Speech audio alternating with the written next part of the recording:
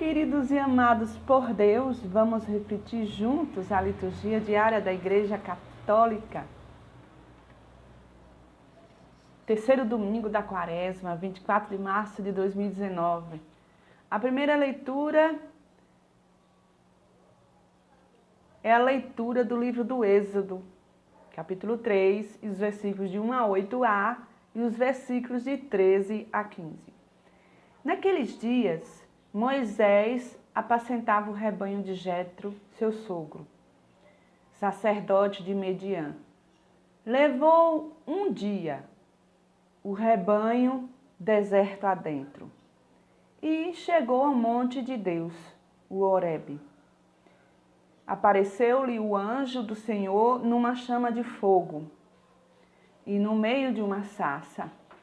Moisés notou que a sarça estava em chamas, mas não se consumia, e disse consigo: vou aproximar-se desta visão extraordinária para ver por que a sarça não se consome. O Senhor viu que Moisés se aproximava para observar e chamou-o do meio da sarça, dizendo: Moisés, Moisés. Ele respondeu: aqui estou. E Deus disse: não te aproximes, tira as sandálias dos pés, porque o lugar onde estás é uma terra santa.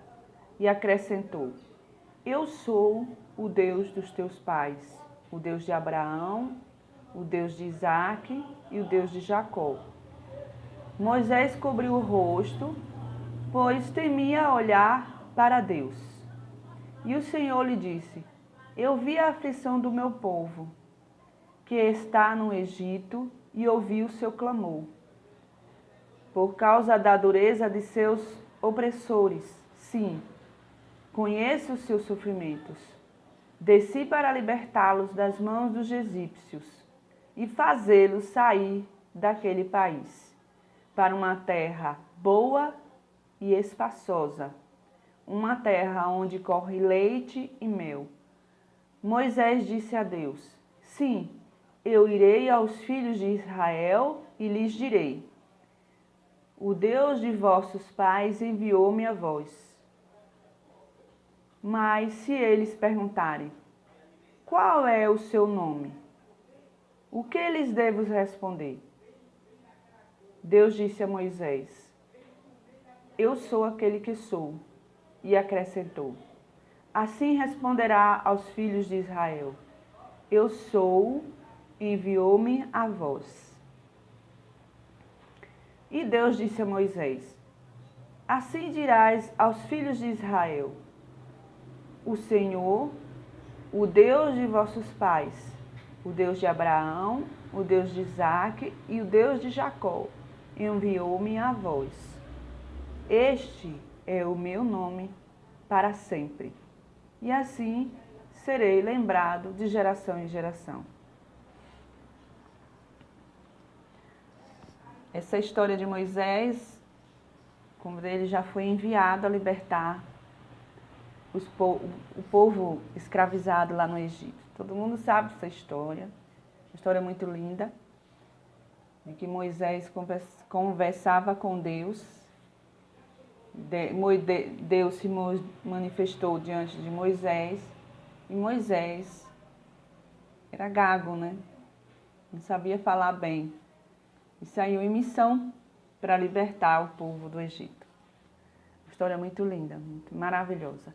E o Salmo 102 é o seguinte: o Senhor é bondoso e compassivo, com os versículos do 1, 2, 3, 4, 10, 6, 7, 8 e 11. O Senhor é bondoso e compassivo. Bendize, ó minha alma, Senhor, e todo o meu ser, seu santo nome. Bendize, ó minha alma, Senhor, não te esqueça de nenhum de seus favores, pois ele te perdoa toda a culpa e cura toda a tua enfermidade. A sepultura ele salva a tua vida e te cerca de carinho e compaixão. O Senhor realiza obras de justiça e garante o direito aos oprimidos. Revelou os seus caminhos a Moisés e aos filhos de Israel seus grandes feitos. O Senhor é indulgente, é favorável, é paciente, é bondoso e compassivo. Quanto aos céus por sobre a terra se elevam, tanto é grande o seu amor aos que o temem. Vejam como tem uma singela demonstração da primeira leitura com o Salmo. Agora vamos à segunda leitura, que é a leitura da carta de São Paulo aos Coríntios, capítulo 10, versículos de 1 a 6, e os versículos 10 e os versículos 12. Irmãos, não quero que ignoreis o seguinte: os nossos pais estiveram todos debaixo da nuvem, e todos passaram pelo mar. Todos foram batizados em Moisés, sob a nuvem e pelo mar. E todos comeram do mesmo alimento espiritual, e todos beberam da mesma bebida espiritual. De fato, bebiam de um rochedo espiritual que os acompanhava. E esse rochedo era Cristo. No entanto, a maior parte deles desagradou a Deus, pois morreram e ficaram no deserto. Esses fatos aconteceram para serem exemplos para nós, a fim de que não desejemos coisas más, como fizeram aqueles no deserto. Não murmureis, como alguns deles murmuraram. E por isso foram mortos pelo anjo exterminador. Portanto, quem julga estar de pé, tome cuidado para não cair. Olha só que carta. Quando ele fala que o Deus de Abraão, o Deus de Isaac e o Deus de Jacó era Cristo, justamente porque Cristo é Deus conosco. É Deus que se tornou um de nós, para nos mostrar o verdadeiro caminho. Na verdade, essa atuação do povo no deserto, ela é muito simbólica. Deus fala para Moisés, mas nem todo o povo entende o chamado de Deus.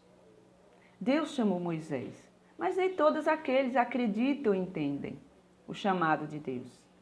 Vocês olham o exemplo que deu. Eles passaram 40 anos no deserto. Pode ser uma simbologia.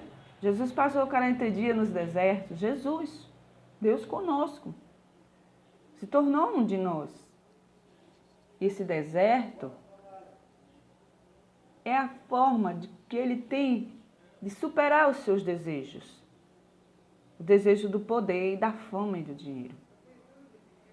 Ele foi uma grande prova de resistência, para não se deixar cair pelo poder, pelo dinheiro e pela fama. Aí Paulo adverte, cuidado.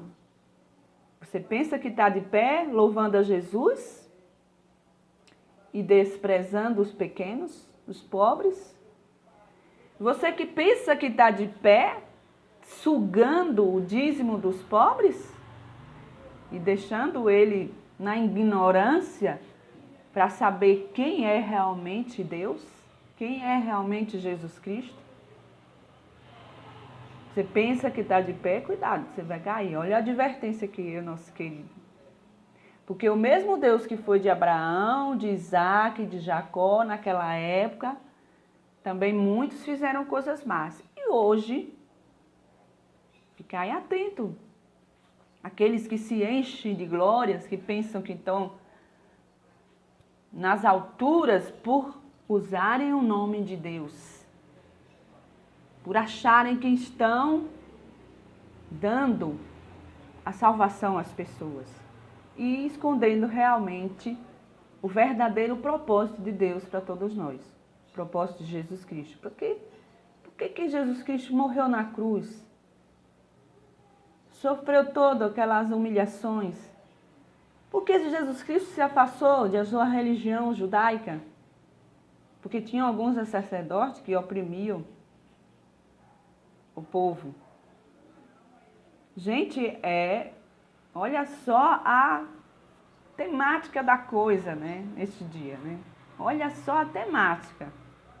Vamos ao Evangelho. O Evangelho de Jesus Cristo segundo Lucas, capítulo 13, e os versículos de 1 a 9.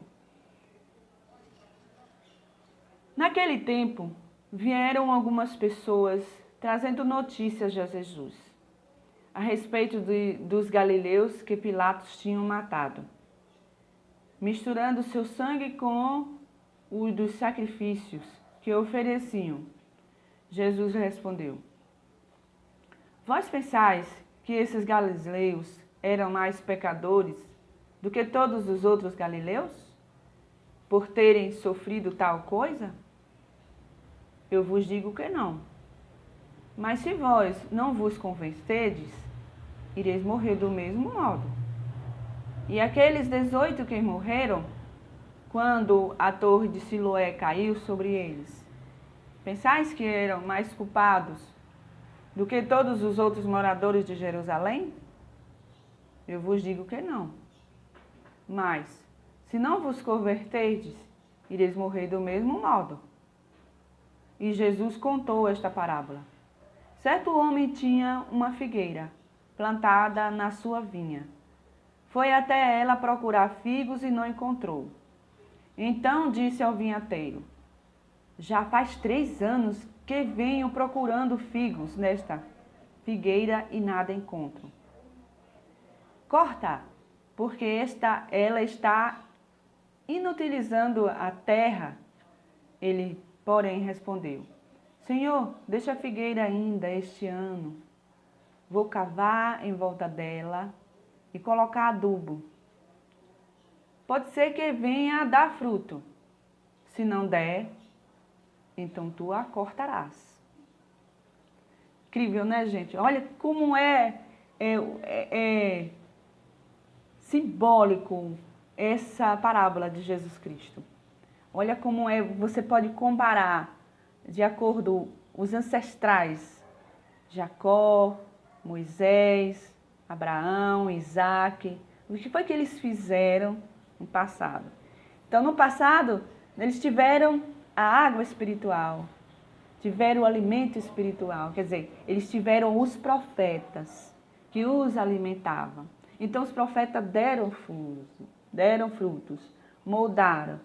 E hoje, para se falar de Jesus Cristo, para dar louvor a Jesus Cristo, para se ensinar a Jesus Cristo, tem que dar o testemunho de Jesus Cristo. Você louva, louva, louva e não dá fruto nenhum, não ganha mais pessoas para Jesus Cristo. Moisés foi lá, atendeu a Deus, foi lá, tirou o povo da escravidão. Tentou moldar o povo, aplanar, educar durante 40 anos naquele deserto. Educando o povo, ensinou os 10 mandamentos. Antes dos 10 mandamentos, teve os 613 preceitos.